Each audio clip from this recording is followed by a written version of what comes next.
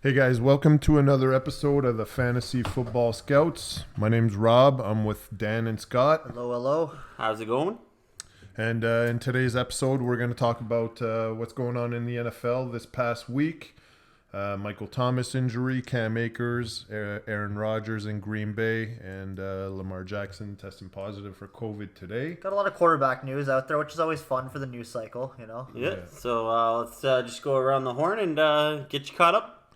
All right, so let's start, I guess, with Michael Thomas, or you want to start with the quarterbacks? I mean, Michael Thomas is definitely, it hurts me on the inside because I was definitely ready to buy back into him to give it a go, overdraft him much higher than where he was going. At this point, injured players I'm never a fan of, even just almost at all. You know, it's a never-ending struggle when you take them. Are you going to play them? Are they going to limp out after a week, the first quarter, stuff like that, re-aggravate the injury? Not really sure how I'm feeling about Michael Thomas at all at this point. For those that don't know, he's recovering from ankle surgery, or he had fractures, microfractures. He just had surgery there, so and this week he's expected to miss at least 6 games, right? He's on the injured reserve, the timetable's all over the place. It looks like he met with a specialist and they wanted to avoid surgery earlier on, which is why he didn't have surgery earlier, which you would have hoped that happened, and it didn't.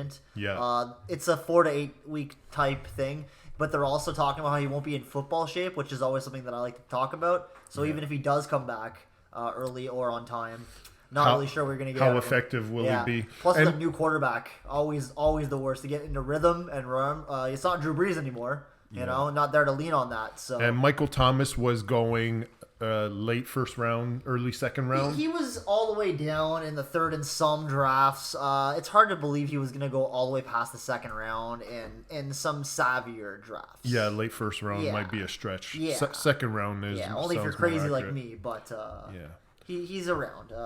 You're going to get him at a real discount now if you're confident that you want to still have him looking great on your bench. And now with the injury. Yeah. you can probably expect around WR 25 type numbers from him. He's missing games, so he's not going to put up the 1,400 yards and the 8 touchdowns that you're hoping for. You can scratch that right off the board. So you're going to have to find those catches somewhere else, because if you're playing a PPR league, Michael Thomas is the king of PPR right now. So with Thomas out, now you're looking at Traquan Smith, and You're not looking at any pass catchers from New Orleans right now. Time will tell. Time will tell with things like training camp, and maybe Winston will find it, or Taysom Hill. I don't know who's going to be playing right now, but generally you see when they lock onto a guy or when they find a bromance. And So Michael Thomas drops in fantasy drafts. Remember that this guy is missing time. He's going to miss 6 to 8 weeks minimum. And he's falling down on draft boards. And if you have a really cutthroat league where somebody walks in with the book and everybody's hush hush and doesn't tell you that that guy is injured and go pick another guy, just be mindful of him, as well as the next guy that we're going to talk about, and that's Cam Akers, who the running back for the Rams, absolutely done for the year. Popped his Achilles right before training camp. And a lot of the experts were expecting big things from him this year. Yeah, so he's gone. Though it's kind of funny because I think we brought him down on this show. We weren't. I mean, I personally was not a fan of his, and I didn't get a lot of pushback, especially for where he's expected to go. Right? I just thought it was an insane price tag to begin with, and frankly, you're gonna find this a lot with a lot of running backs. I don't want to pick on, but it does happen where these injuries, they can come at any week, season enders, just like that. Right? You can't predict injuries, but they are much more susceptible to these season enders, it seems, unfortunately. So it's the risk you run, and you gotta. Yeah, I was, you never want to see players go down with injuries, especially season-ending injuries. I wasn't planning on drafting Cam Akers, so it kind of sucks because there goes a guy that, now... It's clogging up a nice spot in the early rounds. Exactly. And we were all kind of happy about that. Yeah. So now, with Akers out for the year, McVay says Darrell Henderson is the guy. He's not going to play any preseason because they don't want to risk any injuries. And how do you guys feel about Darrell Henderson? Well, I'll start off by saying, I mentioned last time that I don't really, I don't really like any of the Rams running backs, even before this all happened. They had a hard time beating each other out or getting on top of the hill. Like I mentioned on one of our earlier shows, Malcolm Brown was involved a lot, and I'm sure that Darrell Henderson is going to get way overdrafted now. And hey, maybe he'll get hurt too, to be honest. I mean, these things happen, but I won't have any interest. But, starting running backs are hard to come by. Someone is definitely going to take a look at them. Right now, looking at the Rams depth chart on ESPN there right now, Henderson does have the questionable tag next to him.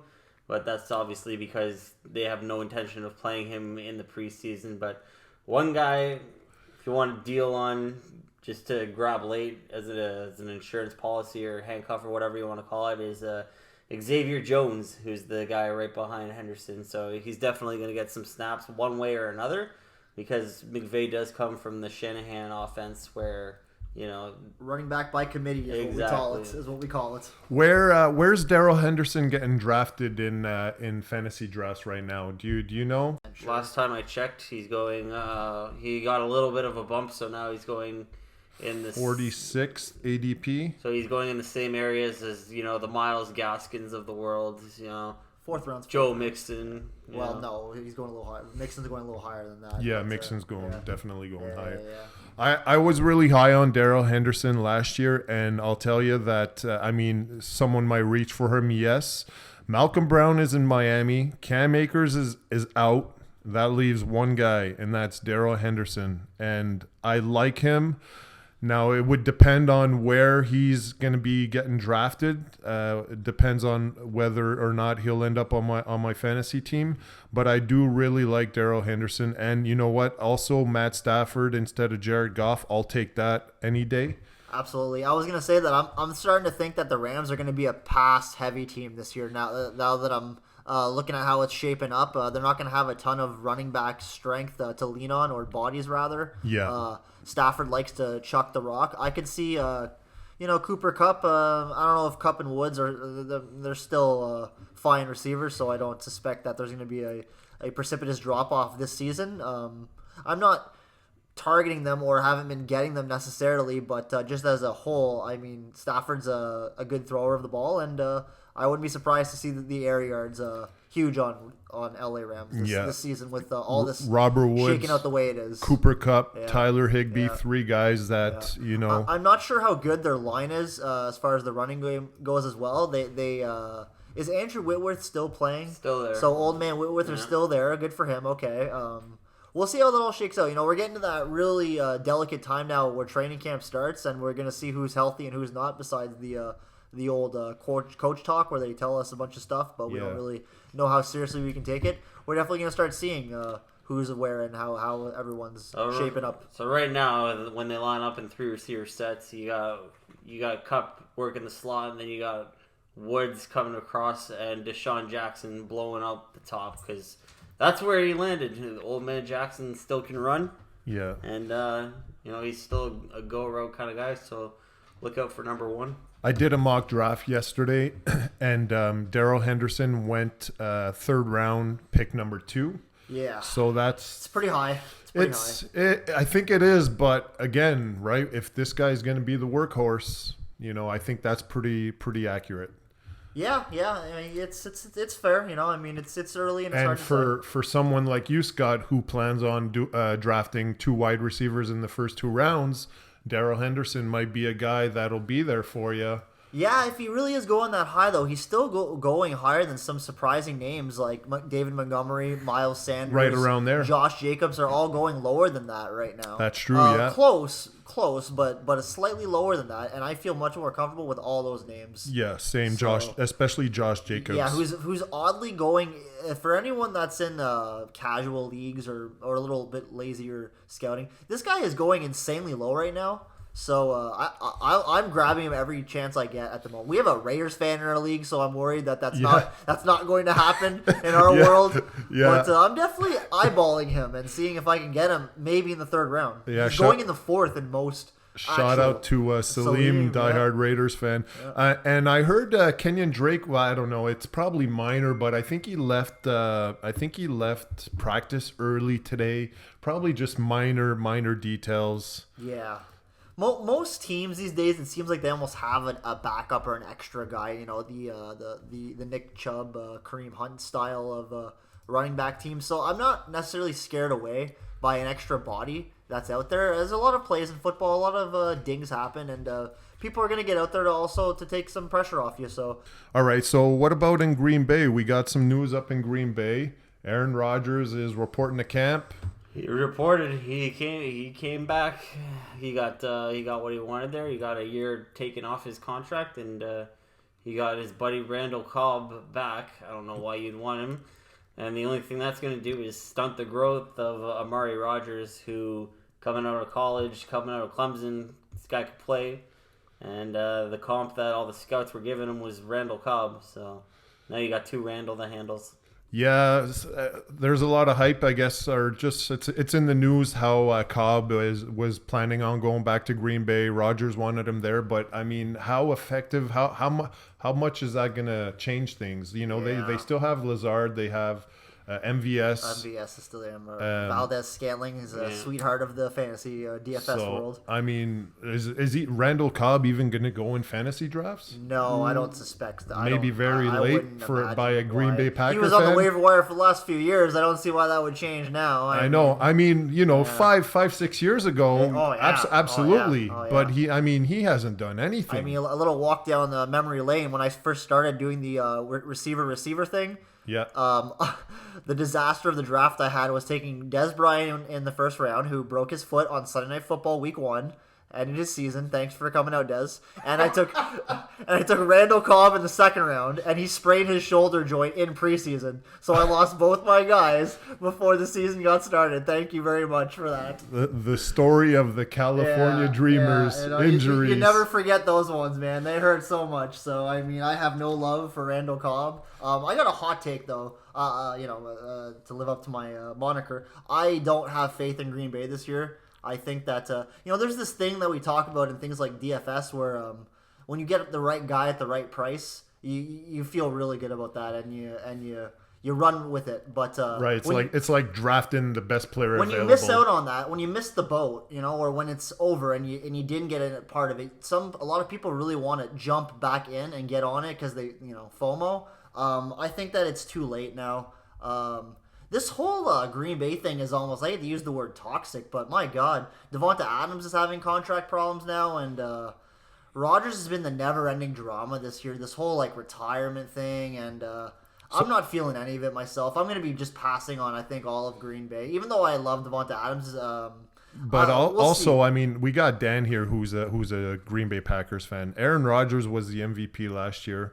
I like the Packers. I mean, I like when it comes to fantasy points. Aaron Rodgers, sure, I'll take him on my team. Devontae Adams, I mean, I don't know.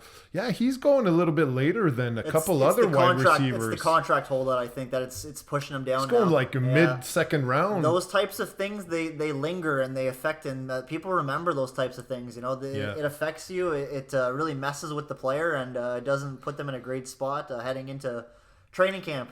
So for me, Rodgers, Adams, Aaron Jones, I really like Aaron Jones. Those three guys, yes, definitely I would consider drafting them. Thinking about IDP players, I mean, not too much. Maybe an Adrian Amos, DB. Secondary wide receivers, probably not. There hasn't been too much value there in the past with Lazard or MVS or even Randall Cobb now. But those three big ones, definitely Devontae, Aaron Rodgers, and Aaron Jones, three guys that I would definitely consider drafting. What about you, Dan? I mean, as a Packers fan. As a Packer fan, I've gotten burned by Aaron Rodgers before. I took him number 1 overall. Yeah, and he tore his shoulder that year, so that was great. So are you never drafting Aaron Rodgers again? I might never draft a Packer again because homerism never works out for you.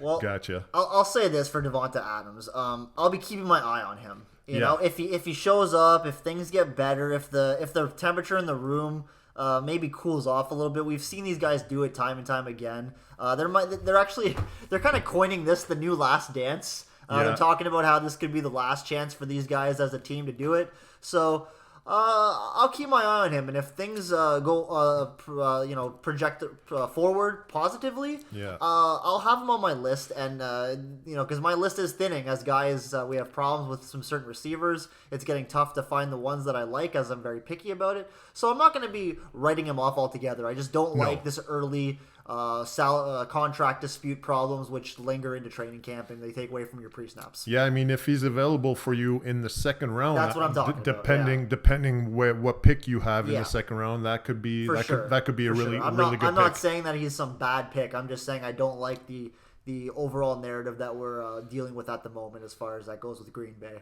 So on another note, Lamar Jackson, Gus Edwards, both tested positive for COVID. Deep sleeper. Lamar Jackson, that happened today.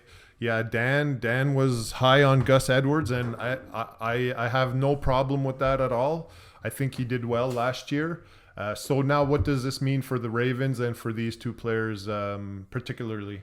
Probably not a whole lot. As much as COVID is a big issue in the NFL right now, it's not going to affect Lamar Jackson at all. He'll be back in 10 days, miss a few reps, but this offense is his offense, designed for him specifically. And same with Gus Edwards. He's going late anyway because J.K. Dobbins is the guy that you want. But Gus Edwards is going to be the LeGarrette Blount of this offense, where it gets down to the nitty gritty, and you need those 5 yards to get paid. Gus the Bust is coming in. So they're both going to be quarantining for 10 days. So they're going to miss a bit of training camp. A little bit of hinder their production there, but really not much. When it comes to fantasy value or anything like that, regular season, they're both going to be there, barring any injuries or setbacks. Lamar Jackson and Gus Edwards both will be available come draft day. So the Bears traded Anthony Miller to the Texans. Woo! Yeah. And when fantasy-wise, what do you guys think about all that? Well, Anthony Miller's been the world's biggest deep sleeper on the experts list for what feels like years. It's always like, this is going to be the year, this is going to be the year. I will say this as a closet Texans fan who's just really, it's hard these days to cheer for him. But Anthony Miller, it seems like one of the nicer trades at least they've made for quite some time. You see the name and you go, ooh, that's interesting. So and they just traded away Randall Cobb. Yeah. So like you said earlier, Dan, they got Brandon Cooks, Randall Cobb, and who's the third wideout? That's kind of it. Anthony Miller, and then they have the rookie that they're high on, Nico Collins. That's right. So there's definitely going to be alpha shares to be had in Houston. So if somehow Deshaun Watson doesn't get his way and has to play for Houston, maybe Anthony Miller will have his first great season. Depending who's behind the center makes a big difference, absolutely. Yeah. But it's a nice trade, though. And right now, Deshaun is taking all first-team reps in camp. Yeah. And Tyrod Taylor is taking the second-team reps there. So Cooks and Miller, two guys possibly, if Deshaun Watson is going to play. Cheap. There's no pressure to take them, almost borderline, probably waiver wire style. I don't see anyone reaching to go get Anthony Miller type, so you never know. In our tight ends episode, Scott, you were talking about if Zach Ertz is not in Philly, that he would potentially be someone you would be looking at. And we're not sure if he reported to camp or has he reported to camp? He reported because of the way the new CBA works. It's impossible for you to hold out. What you can do is you can show up and do nothing, which is what Zach Ertz is doing right now. I'm pretty confident that there was a Doug Peterson problem in the Philadelphia locker room. It seems like a lot of these guys, Carson Wentz, Miles Sanders, Zach Ertz, probably some of the players on the line and defense as well. I think that they were just the honeymoon was over. I don't think they were seeing eye to eye anymore. I think that did he ask for a trade or what? Yes, he did. Yeah, way back when. So I think this might have been going all the way back to last season where Ertz was had enough of the shenanigans. So reported to camp. So it looks like he's going to be an Eagle this season. He needs to have a decent season to get a payday because he'll be a free agent, I believe. So he's definitely going to be looking to not crap the bed. Now, what does that do to Dallas Goedert? That's a really tough one. I think everyone is asking that same question because I think a lot of people were high on the perfect storm of the value that you were getting for Goddard. He wasn't going very high, and people do like to cheer for him and see him as a viable tight end option. So it's tough right now. I'm not sure what to think of it. I haven't changed my opinion on Ertz. I wasn't that high on him. I just thought, hey, this could be an interesting situation for a guy who used to be one of the top 3 tight ends that we would used to talk about in the fantasy circles. Yeah, Goddard is. I got him on my list here. The 6th tight end ranked, at least for this list here. That's obviously going to vary, but that is pretty high. That's pretty high. And now with Ertz coming back, I think that hinders, and he's going to drop a little bit for sure. Well, Hurts loves Goddard. I mean, going back to last season there, so that's his guy outside of Devonta Smith. Ertz also wasn't really there. He wasn't really playing last year. I think it's just going to be a situation worth watching if you're interested in this type of player. Whatever's happening in Philly, just take a look at them and see how it shakes out as we get closer. I think that's really the only thing you can do. I will be watching from afar. Not really interested in much of it. I like Miles Sanders, as we talked about in an earlier episode, so I'm keeping my eye on him as far as Philly goes. Yeah. The rest I'm kind of leaving behind. And one last thing on Ertz right now, too. Freaking Ertz and Hurts, that pisses me off. But, right now it's not getting a lot of sleep because, he's got to cheer on the wife who's out in Tokyo with the U.S. Olympic team, so yeah. There you go. Yeah, I mean, when they're both there, Ertz and Goddard, it's a big no for me when it comes to fantasy, whether it's picking them up on the wire or drafting them. It's too much of a risk. You don't know who's going to be on the field.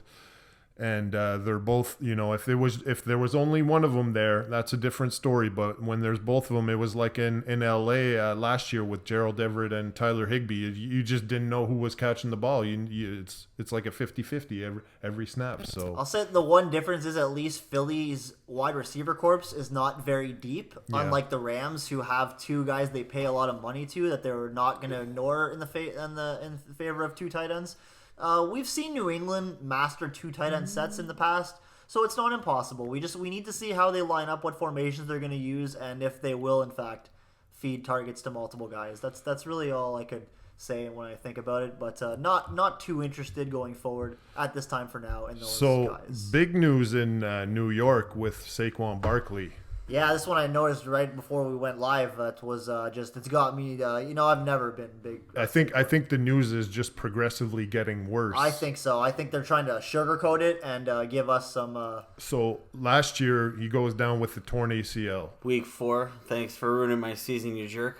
Right, week 4, right? So is he 100%? It doesn't look like he is. Not. You have to remember when you get hurt week 4, you're not going to be 100% until at least week 4. I mean, and that's being very generous. That's not even actually realistic. It's more like even for a freak like Saquon. It's more like 15 months, 16 months as opposed to 12 months. But you have to consider, people forget that they think that the year was so long ago. But he did not get hurt. And see, Cam Akers got hurt in preseason. So next year that you could take a look at him.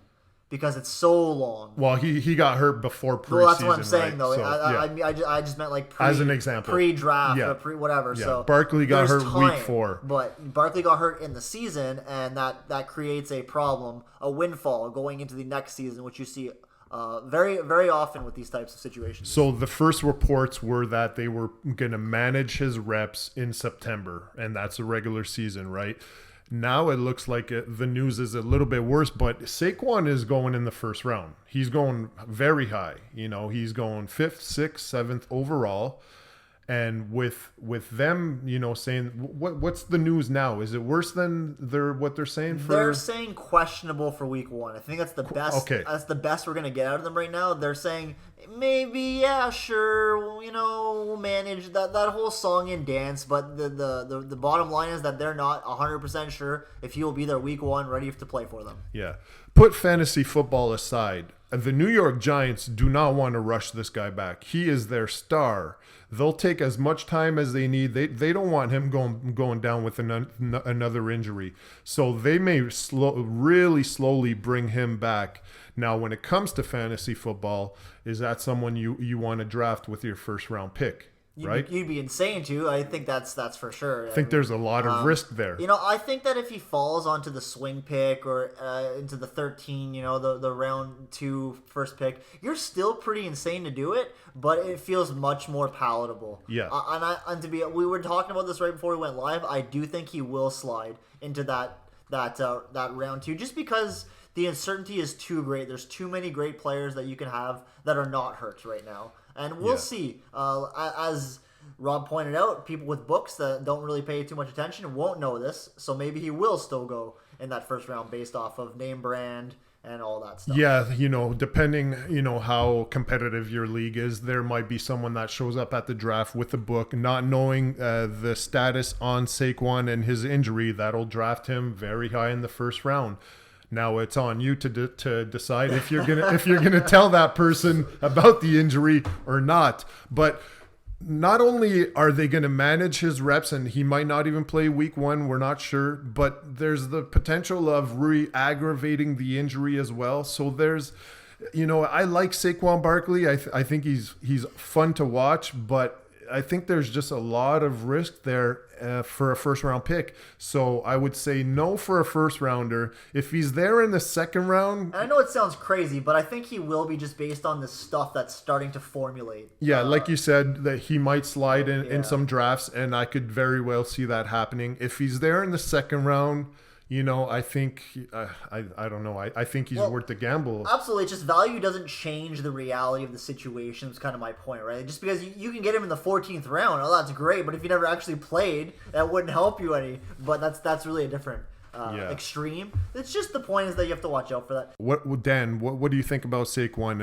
Is that someone that you'd consider drafting in the second round? Well, as a running back right now, he's just starting to pile up the injuries with his ankles and his ACLs. And the big thing with Barkley has always been that explosiveness that he has from those tree trunks that he calls legs. But right now, with the ACL gone, I'm not touching him with a 10-foot pole. I'm looking at a Nick Chubb, a Jonathan Taylor. Some of these guys, as opposed to a guy that might have been a flash in the pan or an overhyped machine. Coming out of college, I was never big on him. So. we know Dan has strong feelings about anti-Saquon Barkley takes. Yeah. So speaking of injuries, now Christian McCaffrey, he actually had 2 separate injuries last year, right? He missed a lot of time. They weren't season-ending injuries. They lingered. And is he 100% now? What was this? Do we know what he was hurt with last year? I can't remember. One was the shoulder, and I think the other one was the knee. Okay. I haven't heard any news about him. The knee, I'm pretty sure the knee came first, and then, not that they rushed him back, but the first game back, you could kind of see that he wasn't 100%, and then he just took an awkward hit, and it was like the collarbone, shoulder area, and I don't think he finished the game. So, my question is, we're talking about injuries with Saquon, Christian McCaffrey. If you have the first pick overall, are you taking Christian McCaffrey, or are you concerned about the injuries? Well, I actually made a hard stance on that on our running backs episode, where I said that my two top running backs on my list were Chubb and Taylor, and I guess you could throw Kamara almost in there for the third. So I have no problems. Moving on, people get too stuck in their ways. They get too stuck with the name brand, and they never want to update their board year over year. It's okay to not like someone or to go a different direction. I was not into. I had McCaffrey his rookie season. That was phenomenal. Getting him and watching him do what he does. It's okay to fade guys that get hurt. Football's a nasty game. I like Chubb and I like Taylor, just like Dan said, and I like Kamara, and I'd have no problem taking any one of those guys number 1 over Christian McCaffrey. Of course, I take receivers, and I would do that as well, just like I always do. Yeah. I'm guessing he's going to be all right, and McCaffrey will go first overall in a lot of fantasy drafts. Sure. And if I were to have the first pick overall, Him, Dalvin Cook, two guys that I would definitely strongly consider drafting first overall. Well, you don't have to start thinking about that till Saturday. Yeah, we have our draft lottery coming up on Saturday, so we'll find out which pick we get, and then we'll be able to start prepping and doing some homework to it gives you a big advantage knowing where you're drafting in the draft. Whether it's first overall or 12th overall makes a big difference. You can literally scratch guys off before the draft if you're picking 12th overall. Guys like Dalvin Cook and Christian Kamara won't be available for you, so you're able to prepare. Focus your draft, to focus on the specific much better. players that you want to look at based on the possibilities of you being able to grab them. You can do mock drafts as well, right? With the position that you're picking in. So, I mean, for anybody in fantasy leagues, strongly recommend doing a draft lottery prior to your draft. It's also fun to get together with the guys, and we have a barbecue, and we do this every year, and we have a great time, and we do our draft lottery. It's awesome. So moving on from McCaffrey and Saquon, a little less. So Tariq Cohen, apparently he's not 100%. He also tore his ACL last year. And now, obviously, Tariq Cohen, not much fantasy value there. But when you're talking David Montgomery, a little bit of a different story there. Montgomery is going pretty high in drafts. And if Tariq Cohen is not going to be healthy or playing yet, I think David Montgomery can go even a little bit higher than where his average draft position is right now. Yeah, I absolutely agree. I think he's one of the few actual potential workhorses that we have. There's just no one behind him. Yeah. He showed us last year that he can handle the workload. I like the way he runs. I always talk about that. Some guys they run a little crooked for me. It makes me nervous the way they stick their knees and their elbows out, and they just get them clipped a lot. He's a real solid Derrick Henry style downhill runner. So I'm a big believer of what David Montgomery's starting to do here. It took a little bit of time for him to come around, but definitely took some time. Yeah, and the Bears, with their great defense, they give the offense a ton of chances to try it. I was just gonna say that great defense. People overlook that a little bit. Their offense is going to be better this year. Justin Fields, is he going to start week 1? Is he not? They say no right now. They're saying Andy Dalton is going to be the starter. Yeah. I don't know why they're doing that, but be all that as it may, I don't think it would affect Montgomery one way or another. Yeah. He's not catching a ton of balls, so he's going to do what he does. One guy I wanted to touch on when we talked about Anthony Miller going to Houston is Darnell Mooney, who's the wide receiver 2 for the Bears behind Allen Robinson. I think that his stock goes up a little bit with Anthony Miller gone now. Now, when it comes to fantasy drafts, Mooney will be drafted late, and he might be someone that you want to add to your list. Yeah, I would just say that I always just kind of see who these quarterbacks lock onto or make a bromance with. You see it happen a lot where new guys come in and kind of unexpected uptick in production happens with some people. So I've never been a big fan of the wide receivers of Chicago outside of Allen Robinson, so I've never really looked their way. But if you see something there when the time comes, like you said, pull the trigger on it. It won't be very risque because he's going to go insanely late. I wouldn't even have him on a list. So yeah, Mooney, he might not even get drafted in some drafts, but I think that he should be drafted. And looking at the roster here, besides Allen Robinson and Darnell Mooney, they got Marquise Goodwin from the 49ers. So they got those 3 guys there. So yeah, I do like Mooney. Very late, obviously. Justin Fields, if he's throwing the ball, nothing against Andy Dalton, but I think Justin Fields is the better quarterback, and Chicago might have a good offense. Well, if they're going to win any games, there's going to be some production up for grabs. Someone has to do something. It can't all be Allen Robinson. So, yeah, like you're saying, the defense. Keep your eye out, and if someone catches it, that seems like a potential, the new Anthony Miller, if you will, for Chicago, give it a go. You're just going to have a hard time outside of Robinson and Montgomery pinpointing these guys in Chicago, because they just brought in Justin Hardy as well, who's just a speedster. Showed some flashes there with Atlanta. probably like between him and Mooney, it's going to be a coin flip if you want to play them. But they're definitely matchup based receivers that'll give you a little bit of depth, but nothing to build your team around. Moving forward, who else? Any other news we got going on here in the NFL? I got a little bit of quarterback news that affects both real football and fantasy, actually. So it's good because we talked before we went on that I've been actually getting a lot of George Kittle in the fantasy drafts, all the way in the third round, actually. I'm not sure if that's going to happen or not, but it's happened again and again. So I am starting to see a pattern where maybe other guys are just going ahead of him for whatever reason. Not tight ends, just other players. Yeah. And my thought was, well, I'm enjoying this grabbing Kittle thing, but I don't know who's throwing him the ball. I'm nervous about him transitioning to Trey Lance, who I'm not really confident in too much. Overly confident right now with zero game tape. I've seen nothing of him yet outside of college. But it was announced today that Jimmy Garoppolo is going to be the starter for the Niners, which I did not think was going to happen after the draft. Yeah, I read that too a while back. Actually, they want Trey Lance to. Yes, they did say it multiple times. He's going to fight for the quarterback too, but he's there to learn, right? And Jimmy Garoppolo is a vet, and I think he's got a lot that he can teach him.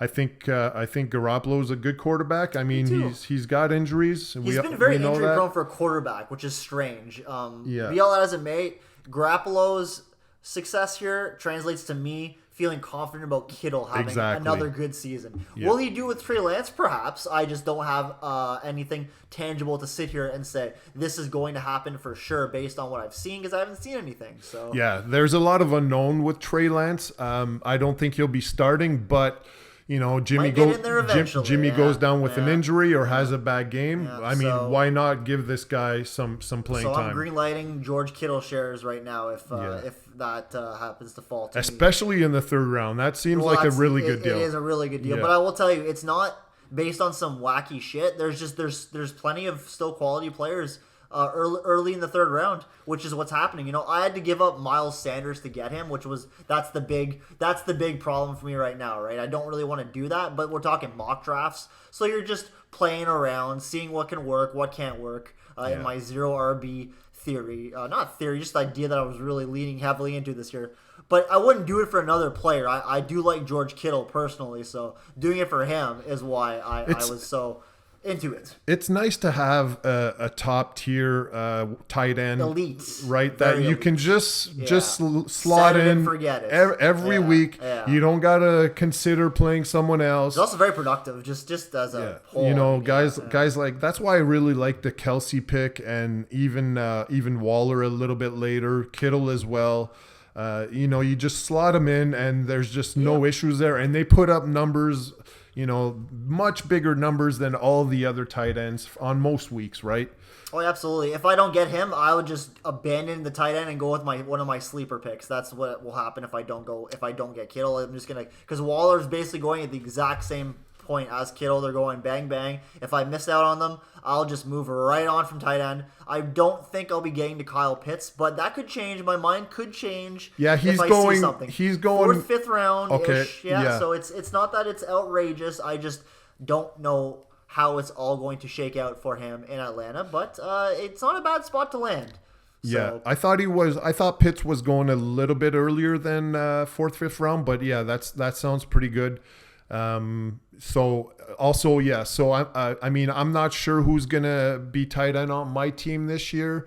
If it's gonna be one of the top tier tight ends, if not, that's fine. Like you, I have a couple sleepers that I like. I like Higbee and I like Irv Smith. Some bodies that you're looking at to see how they're gonna shake out later. And those guys I'd be confident with dressing at least right now. So it's really up in the air right now if I'm gonna draft a guy like Kelsey or if I'm just gonna wait on one of my sleeper picks. It all depends on where I'm drafting. It all depends on who the guys before me take. So it's up in the air, but I don't think there's anything wrong with taking a top tier tight end early on as well. No, bottom line is Jimmy G's a starter for San Fran this season going forward right now, and that's what I want to cover.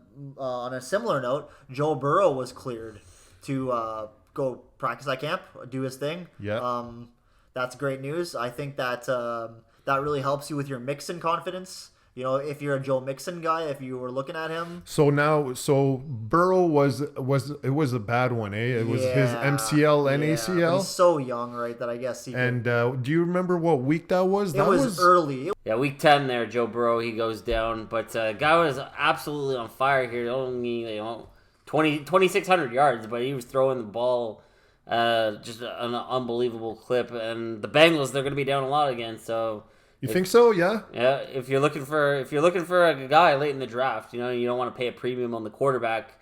Joe Burrow definitely going to be out there for you. First pick overall, and I like the wideouts too, man. They got Higgins, they got Boyd, and Jamar Chase's boy.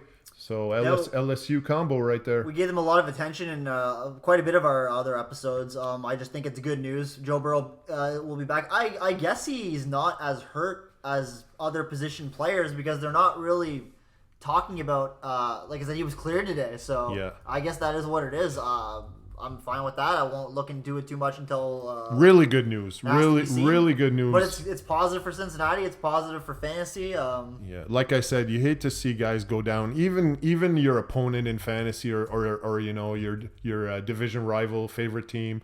You hate to see guys go down with injuries. So it's nice to see him back. When a quarterback goes down, it really kills the team. I mean, there's very little you can do to right the ship when your fearless leader goes down. So they were dead in the water when Joe Burrow went down, unfortunately. Okay, so moving on, you had Jamal Williams. Yeah, well, I just really quick wanted to touch on, we did talk about Houston quite a bit, but Deshaun Watson showed up to camp. Yeah, we mentioned that. Confused. They said, welcome back to work, and they all moved on. So as I said in earlier episodes, expect Deshaun Watson to play this year, and if you can get him at a discount price. I mean, this is a steal. This is a championship style move. If you get it, who cares if he plays for Houston or not? If he's on the field, you're gonna be loving life having this guy as your quarterback at a discount. So that's a big news article of today.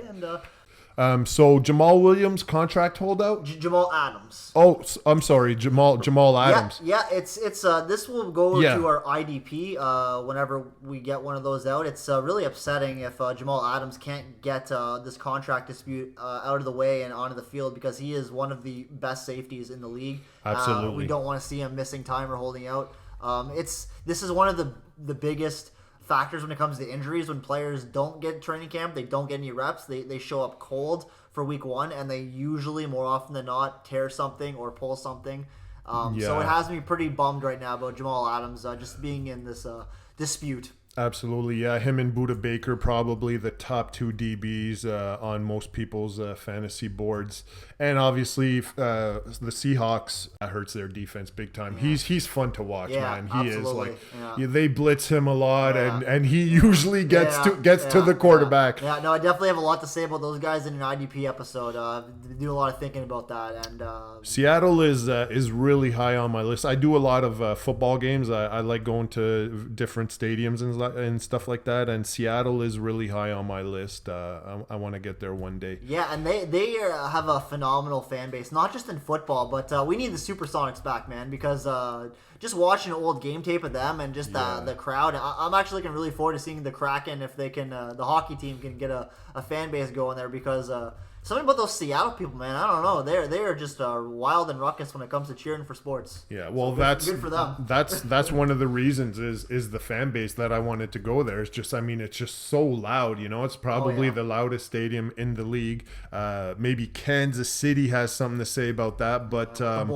And the Kraken, they got some nice jerseys, man. So anybody else, any other news we wanted to touch on, or are we wrapping up? No, I think I'll let Dan get in the last word, but I think that it's just a lot of either best shape of their life, coach talk, we're going to feed them the ball, or it's, hey, we're going to just be careful going forward with them because they're still hurt. It's not too much definitive stuff for us to really dig into besides a few of these specifics, because it's just still slightly early in the camp. So it's always hard to get a read on many players. Yeah, you just want to make sure that you're not buying into too much of the hoopla, because everybody's best friend until the season starts there, and you're not going to see any playbooks or coaches or whatever just out there. So just try to sort through the fluff. All right, so yeah, that's pretty much it for current news. Anything that's happened in the past week in the NFL fantasy wise, at least hopefully we touched on most of the important stuff. And now you're all caught up. And if you want, you can like and subscribe. Fantasy Football Scouts all across the platforms. Twitter, Instagram, IG, YouTube, and we got the podcast on Spotify and Anchor and all that. So everywhere, Fantasy Football Scouts. Thanks, guys. Bye.